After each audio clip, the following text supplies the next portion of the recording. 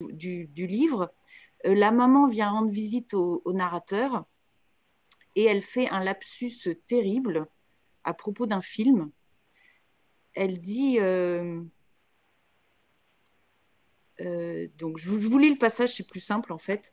Devant moi à table, elle cherche à se souvenir d'un film, l'un de Nicole Garcia. Elle dit Secret de famille. Non, je dis. Ça s'appelle Le fils préféré. Ah, c'est marrant. Baisse la tête. C'est marrant comment j'ai transformé le titre. C'est vraiment marrant. C'est vrai que. Oui, c'est Et, drôle, c'est vrai. C'est vrai, c'est ouais. good fait. Et du coup, On quand n'a pas après vu on ce lit Les livret, Deux mais bon. Frères, on est Non. presque, c'est presque Un écho, un petit baume qui vient un petit peu calmer bien sûr. ce qu'on a lu avant, quoi. Alors, parce qu'on est le fils préféré, que les frères s'entendent pas, c'est vrai que quand on entend le fils préféré, il peut y avoir une forme de. On peut se dire, mais l'autre alors, oui, c'est ça. Bien sûr, oui, oui, complètement. Ça, non, c'est intéressant l'idée de Baume qui vient calmer. Ça donne une autre perspective. Et puis, quand on est le fils préféré, si on l'est, hein, encore une fois, à la fois dans la vraie vie, je ne sais pas si je le suis, et là, encore une fois, ce n'est qu'un livre. Donc, il y a une part de distance aussi. Pas forcément la meilleure place. Donc, voilà, ça peut être aussi quelque chose d'étouffant et essayer de parler de ma mère un peu plus dans d'autres livres, justement, effectivement. De ce rapport que ma mère avait avec nous, de parler de la fratrie, dont mon frère revient ensuite, dans Le pays d'où l'on ne revient jamais, qui est mon troisième livre.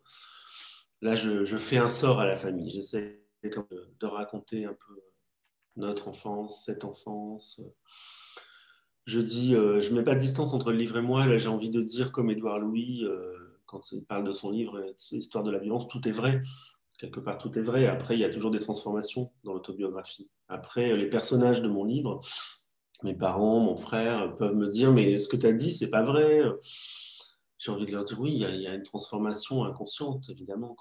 Quand on écrit, on est d'abord, on écrit que ce qu'on pense soi de la famille, et puis forcément, c'est même pas qu'on trafique, mais on façonne des mots, donc les mots nous entraînent un peu ailleurs parfois.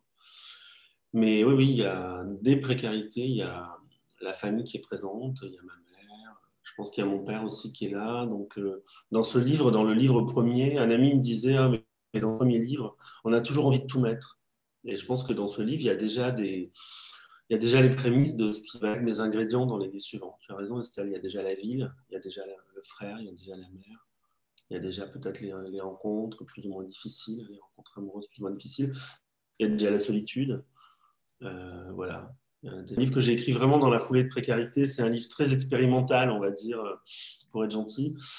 La collection de Guillaume Dustan, donc, qui était mon éditeur chez Ballon, qui avait créé le rayon gay, qui ensuite est devenu le rayon. Il y avait une forme d'urgence à publier, je crois, à l'époque de Guillaume Dustan. Je ne sais pas si vous avez déjà entendu parler de cet écrivain. C'était un écrivain scandaleux qui a défrayé la chronique autrefois, et qui était devenu éditeur et qui était un militant aussi de la cause, je pense, homosexuelle. Et il avait envie il avait envie de saisir et de publier les textes les plus actuels, à peine sortis de l'ordinateur. Enfin, il était vraiment dans une urgence. Madeleine, non, tu avais envie Oui, d'intervenir? Oui. je voulais dire justement que tu le cites dans le pays d'où l'on ne revient jamais. Oui. Tu t'en souviens, avec cette phrase reprise à Guillaume Dustan, mais que tu t'appropries. J'ai grandi entre une mère folle d'amour et un père fou de haine. Voilà, ça c'est une phrase de Guillaume, exactement. C'est une phrase de Guillaume Dustan. Bon, Guillaume Dustan, si vous ne le connaissez pas, c'est un écrivain majeur hein, qui aborde des thèmes qui ne sont pas toujours, toujours Excusez-moi, faciles. j'ai pas entendu le nom de l'écrivain. Guillaume Dustan, Dustan. Voilà, il est publié chez POL à l'origine et ensuite chez Flammarion, mais POL a republié après la mort, parce que Guillaume Dustan est mort à 40 ans aussi. Donc il y a aussi ce côté écrivain maudit, mort très jeune. Et les éditions POL ont republié ses œuvres sous le titre Œuvres, justement, en 2005. Et non, Guillaume est mort en 2005 et bon, peu importe, ses œuvres sont reparues peu après. Dans ma chambre, je sors ce soir plus fort que moi. C'est la trilogie dustanienne. Et Et donc, mon deuxième livre, Son histoire, c'est un peu dans la foulée de Précarité. C'est plutôt un livre expérimental où j'essaye déjà, et là aussi, il y a quelque chose que je pense, une thématique aussi qui va m'accompagner, qui m'accompagne en ce moment aussi en Moselle pendant que j'écris. C'est l'envie d'explorer l'histoire contemporaine, d'explorer les traces que l'histoire récente peut laisser en nous, d'explorer les codes d'une génération, pourquoi on est de ces années-là. Euh, dans son histoire, j'essaie de comprendre ce que les années 80 et 90 ont fait de nous. Donc je demande à mes amis, je mène un peu une enquête littéraire auprès de mes amis, je leur demande de me donner un peu des dates, enfin, de me dire quelles seraient pour eux les dates clés de cette époque. Et puis il y a aussi un aspect journal dans ce livre. Voilà, c'est un livre fragmentaire. Je ne sais pas, Estelle et Madeleine, je crois que vous l'avez lu. Je ne sais pas comment vous pourriez en parler. C'est mon deuxième livre et bon, c'est vrai que c'était vraiment dans la foulée du premier.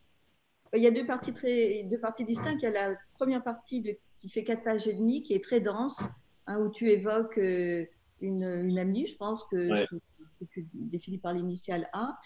Et puis ensuite, donc, tu fais effectivement le journal des années 80-90. Hein, et Estelle, on avait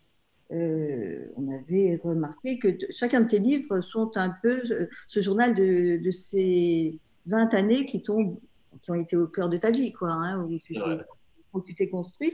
Mais bon, pour moi, qui suis plus âgée, il y a quand même des références importantes et on se rend compte que les dates qui ont compté pour la génération des cinquantenaires, elles ont compté également pour les sexagénaires.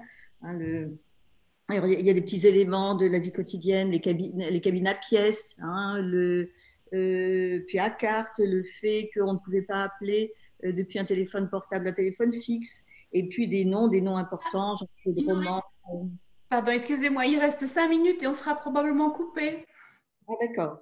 Et si jamais ça ne fonctionne pas, je relance une invitation. Si vous n'arrivez pas à vous reconnecter, vous regardez votre boîte mail parce que ça peut arriver. Pardon. Donc voilà, c'est juste pour dire que même si le livre n'est pas forcément